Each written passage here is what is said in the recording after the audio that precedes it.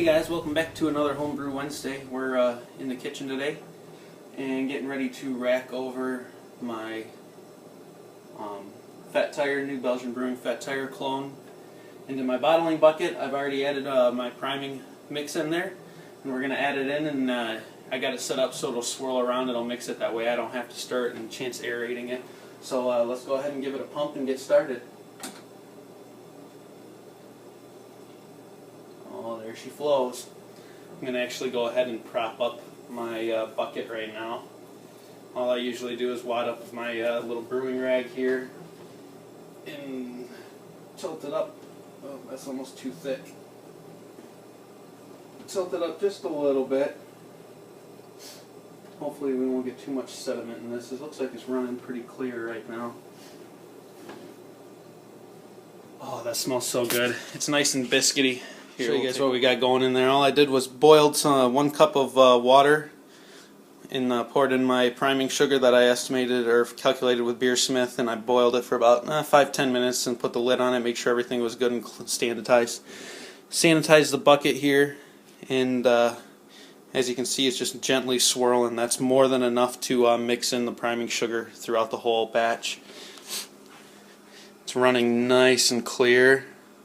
I picked up a little sediment, but not too big of a deal. That actually helps with the priming, I found, just to get a little bit in there and get it all mixed around throughout. So you've all seen bottling before. I had my little bottling wand there. I put it in a sanitized bottle just so it could stay clean. And we'll just fill this up. There's about 3.25 gallons in the fermenter. So we'll see what we get out of it bottling wise. But I got all my bottles set up, and we'll be rinsing them and capping them, and we'll get it all taken care of. Alright, we got a gravity reading. I haven't looked at it yet. I just threw it in there and gave it a spin. It looks like it's 1.004. I don't know. Let's see here. 00, yeah, about 1.004. So it fermented out quite well. Oh, and we've reached the bottom of the bucket. I really like using that wort chiller because there's literally like no trube down in there like I used to get a couple inches. I think I only lost, let's see, I didn't even lose a full 1/4 of a gallon, which is nice because this is a smaller batch. So we will have to definitely keep using that. I'm going to go ahead and run the numbers on Beersmith because I can't remember what the original gravity was, and see what we got, and then get this bottled, and I'll be back when I'm all done. Cheers. Alright, well there she is. We got it all bottled up. Didn't get too many out of it. Actually, I didn't even count. We got 1, 2, 3, 4, 5, 6, 7, 8, 10, 11, 12, 13, 14, 15, 16, 17, 18, 19, 20, 21, 22, 22, 23, 24, 12-ounce bottles, 2 bombers, and a 750 ml champagne bottle. Not bad for 3 gallons, and like I said, didn't have a whole lot of trouble. Here's primary. I didn't even do secondary. Usually I do. Normally there's I get a couple inches because I don't do anything with whirlpooling or anything like that. I did do that this time, so there was a little bit of loss in the boil. But the nice thing is I don't have to clean it all out of my primary, and the beer's not sitting on there while it's doing its thing. So that's what we got. Be back. I'm just going to clean up real quick, and I will show you the wort and give you all the numbers. Cheers. Alright, everything's cleaned up, guys. Bottling went good, like you saw. Really no issues with it. Got quite a bit out of it, and I just ran the numbers, finished putting that in. Like I said, the measured final gravity was 1.004. The estimated final was 1.011. So attenuated out really, really nicely. We cleaned it right up. My measured bottling volume, the final was 3.10 gallons. Approximately is right around 3 gallons, just a little bit over. But the good news is my final ABV came out damn near close to the estimated. The estimated was 5.6, the measured was 5.5. I'm really happy with that. because I did have efficiency problems. My measured efficiency, based on what I was reading, and the numbers I got was like 40%, which was horrible. Brewing a bag on average, you get around 60%. With that in mind, and with first time milling grains, there could be some things in there that I did wrong, because my first brew in a bag that I had the store mill for me, I got like 82% efficiency, I want to say it was. Actually, I'll pull it up right now real quick.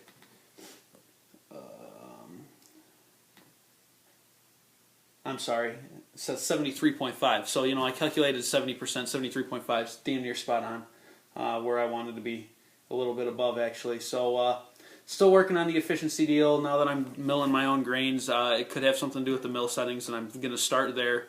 And I'm going to do just 3-gallon batches for now, instead of trying to do a 5-gallon batch in a 5-gallon boil kettle, because it doesn't work. Well, it did, but I got to figure out where my problems are before I go spending more money on grains and having issues along those lines. I want to get my everything dialed in real as best I can, with the milling my own grains and all that. And then once I have that figured out, I'll try and get back up to doing 5-gallon batches. But honestly, the 3-gallon batch I don't have a problem with that, because that just means I get to brew more beer. And now that my fermenters and everything are cleaned up, I've got no beer brewing right now. That means time for the SJ Pour experiment. I have talked to him. I've sent him my recipe. He looked it over. I did change a couple things, just to. I don't want to add adjuncts. I was going to add liquid honey into it, and I've also talked to Clements, because they tried my IPA and they suggested adding honey. I want to stay away from adjuncts, and I've been talking with Jay Elder as well. I'll put all of they have great channels. I'll put all their stuff down in the more info section. Link to their channels. Go ahead and subscribe to them. Check them out. But Jay Elder suggested honey malt. You don't need a lot, but it provides the sweetness and it doesn't increase the alcohol. So instead of putting adjuncts like liquid honey, which is just going to boost the alcohol, and it can actually make the yeast lazy, because that's the easiest sugar that's in there. They're going to break that down first, and after that they can get lazy and they can just flocculate out, and then you're not going to get your beer attenuated all the way.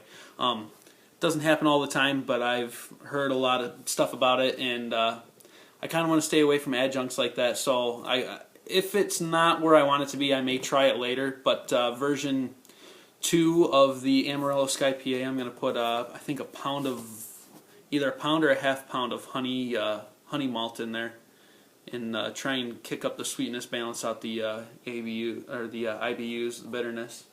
But anyway, back to what we did today. We got the Fat Tire clone. I showed you the gravity, but there's some of the final beer uncarbonated.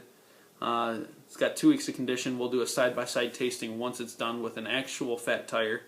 Not real clear right now. Got a little bit stirred up. Not only that, but I chilled this down. So there's a little bit of haze on the glass, but it's got a really nice reddish amber color. You can smell the malt. This is a really low IBU beer, only 19.9. But I love that malty taste. Let's go ahead and give, or the malty nose. Let's go ahead and give it a taste.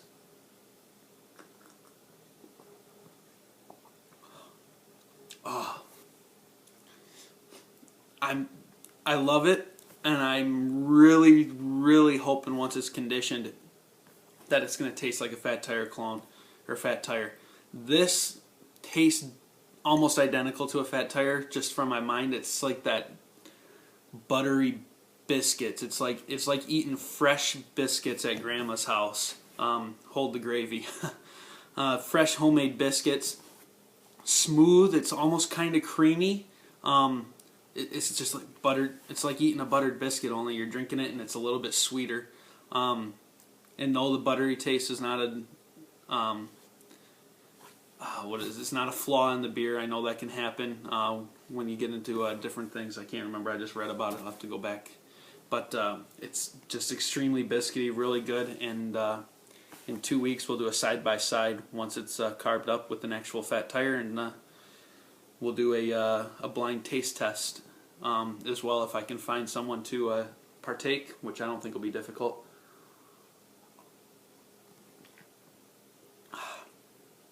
Oh, that's amazing. I do have a beer here for Wide World of Brews. I know I didn't put one out on Monday like I said I would, but there's the label. I'm not going to tell you what it is. I'm going to surprise you. We're going to shoot that here in a minute, and I'll post this and that at the same time. Hope everyone's having a good Homebrew Wednesdays. Had a great week. Like I said, keep brewing. I'm keeping an eye out on all those SJ pour experiments. I'm going to get mine going here in probably a week or two. Honestly, with the type of beer I'm doing, I wish I could age it for a very long time, but hey, it's not going to happen. But I think what I'll do is I'll hold a 6-pack back of it and cellar it once. Yeah, but that's what's going.